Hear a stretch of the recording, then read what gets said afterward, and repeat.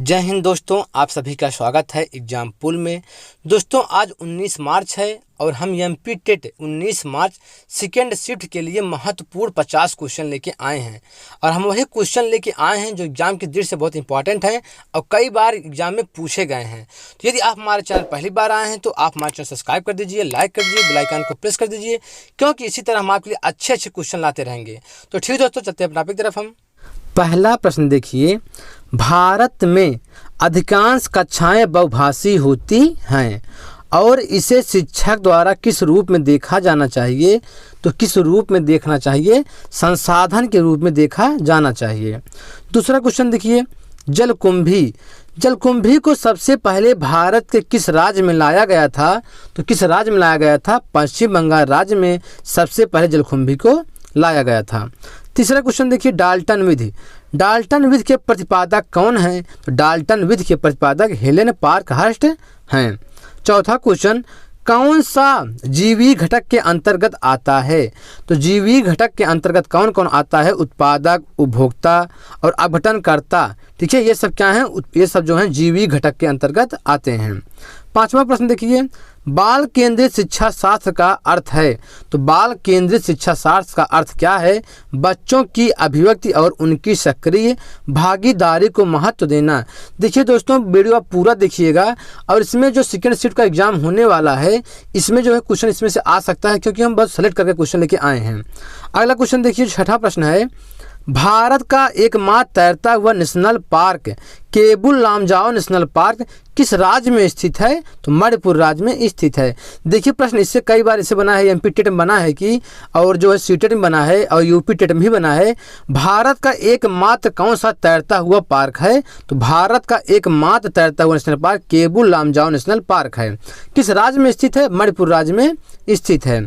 और देखिए जो अगला प्रश्न है, भारत का पहला तितली पार्क कौन सा है? तो भारत का पहला तितली पार्क बन्नेरघट्टा राष्ट्रीय उद्यान बेंगलुरु में है। ये भी कई बार एग्जाम में पूछा गया है। और देखिए इस संबंधित कुछ प्रश्न देख लेते हैं। भारत का सबसे बड़ा राष्ट्रीय उद्यान कौन है? तो भारत का सबसे बड़ा राष्ट्रीय उद्यान हेमिस राष्ट्रीय उद्यान है, लद्दाख में स्थित है। भारत का प्रथम राष्ट्रीय उद्यान, तो भारत का प्रथम जो राष्ट्रीय उद्यान है जिम कॉर्बेट राष्ट्रीय उद्यान है। भारत का प्रथम राष्ट्रीय उद्यान जिम कॉर्बेट राष्ट्रीय उद्यान किस राज्य में स्थित है? उत्तराखंड राज्य में स्थित है।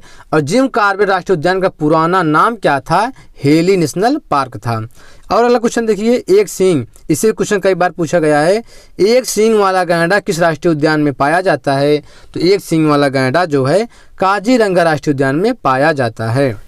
अगला प्रश्न, नींबू साधारण पानी में डूब जाता है लेकिन नमकीन पानी में तैरता रहता है, क्योंकि नमकीन पानी का घनत्व साधारण पानी है, यहाँ पे साधारण पानी के घनत्व से अधिक होता है। अगला क्वेश्चन देखिए जो 8वां प्रश्न है, ईवीएस की पढ़ाई में कक्षा में प्रश्नोत्तर तकनीक का सबसे अच्छा उपयोग किसके लिए किया जा सकता है? तो किसके लिए किया जा सकता है? शिक्षार्थियों में सीखने की जिज्ञासा उत्पन्न करने के लिए। अगला प्रश्न, वायुयान किस मंडल में उड़ाई जाती है? तो वायुयान जो है समताप मंडल में उड़ाई जाती है। इसी मंडल में भी ओजोन परत पाया जाता है। अगला क्वेश्चन देखिए, दृष्टिबाधित बच्चों को भाषा सिखाते समय अधिक से अधिक मौखिक भाषा का प्रयोग करना चाहिए। और देखिए जो 11वां प्रश्न है, संवाद विधि के प्रतिपादक कौन है? तो संवाद विधि के प्रतिपादक प्लेटो हैं। कंचन किसका पर्यायवाची है? कंचन सोना का पर्यायवाची है। और देखिए जो 13वां प्रश्न है, प्राथमिक स्तर पर भाषा की पाठ्य पुस्तकों के किस तरह की रचनाओं को स्थान दिया जाना चाहिए? तो किस तरह की स्थान दिया जाना चाहिए? ऐसी रचनाएं जो बच्चों के प्रवेश से जुड़ी हों, यहाँ पे जुड़ी हों, और जिनमें भाषा की अलग अलग क्या हों? छटाएं हों, यहाँ पे छटाएं हों, अलग अलग छटाएं हों। अगला क्वेश्चन देखिए जो 14 प्रश्न है, एक वृक्ष के पारिस्थितिक तंत्र का संख्या पिरामिड कैसे बनता है? तो एक वृक्ष का पारिस्थितिक तंत्र का पिरामिड कैसे बनता है? उल्टा बनता है। और देखिए जो 15वां प्रश्न है, प्रोजेक्ट विधि के प्रतिपादक कौन है? तो प्रोजेक्ट विधि के प्रतिपादक किलपैट्रिक हैं। और देखिए जो 16वां प्रश्न है, आंशिक जो पुनर्बलन होता है सतत पुनर्बलन की अपेक्षा अधिक प्रभावी होता है। और देखिए जो अगला प्रश्न है 17वां प्रश्न, जुगाली करने वाले पशु के मुख से कौन सी गैस निकलती है? तो जुगाली करने वाले पशु के मुख से मीथेन गैस निकलती है, और दलदली क्षेत्र से भी मीथेन गैस निकलती है, ठीक है, और धान के खेत से भी मीथेन गैस निकलती है। अगला क्वेश्चन, मूल संविधान में कितनी भाषाएं थी? तो मूल संविधान में 14 भाषाएं थी। भाषा का उल्लेख किस अनुसूची में है? तो भाषा का उल्लेख 8वीं अनुसूची में है। और देखिए जो अगला प्रश्न है, सभी हरे पेड़ पौधे किसके अंतर्गत आते हैं? तो सभी हरे पेड़ पौधे होते हैं जो उत्पादक कहलाते हैं, उत्पादक के अंतर्गत आते हैं। अगला क्वेश्चन, धान का पौधा नाइट्रोजन को किस रूप में ग्रहण करता है? धान का पौधा नाइट्रोजन को अमोनियम के रूप में ग्रहण करते हैं। देखिए जो पौधे होते हैं, पौधे नाइट्रोजन को किस रूप में ग्रहण करते हैं? तो पौधे नाइट्रोजन को नाइट्रेट के रूप में ग्रहण करते हैं। अगला क्वेश्चन देखिए, व्यक्तियों में एक दूसरे से भिन्नता क्यों होती है? तो व्यक्तियों में एक दूसरे से जो भिन्नता होती है, वंशानुक्रम और वातावरण के बीच अन्योन्य क्रिया के कारण व्यक्तियों में एक दूसरे से भिन्नता होती है। अगला प्रश्न देखिए, पीने के पानी में आर्सेनिक की अधिकता से कौन सा रोग होता है? तो पीने के पानी में आर्सेनिक की अधिकता से ब्लैक फुट नामक रोग होता है। शीशा युक्त जल पीने से एनीमिया रोग होता है। और देखिए फ्लोराइड, यदि पीने वाले जल में फ्लोराइड की अधिकता है तो फ्लोरोसिस रोग होता है। कैडमियम की अधिकता है तो इटाई रोग होता है। और पारा की अधिकता है, पीने वाले जल में पारा की अधिकता है तो मीनामाटा रोग होता है। और पीने वाले जल में नाइट्रेट की अधिकता है तो ब्लू बेबी सिंड्रोम रोग होता है। और देखिए अगला जो प्रश्न है, देहलता में कौन सा समास है? तो देहलता में कर्मधारय समास है। 24 क्वेश्चन देखिए, लेव वागोस्की के सिद्धांत को और किस नाम से जानते हैं?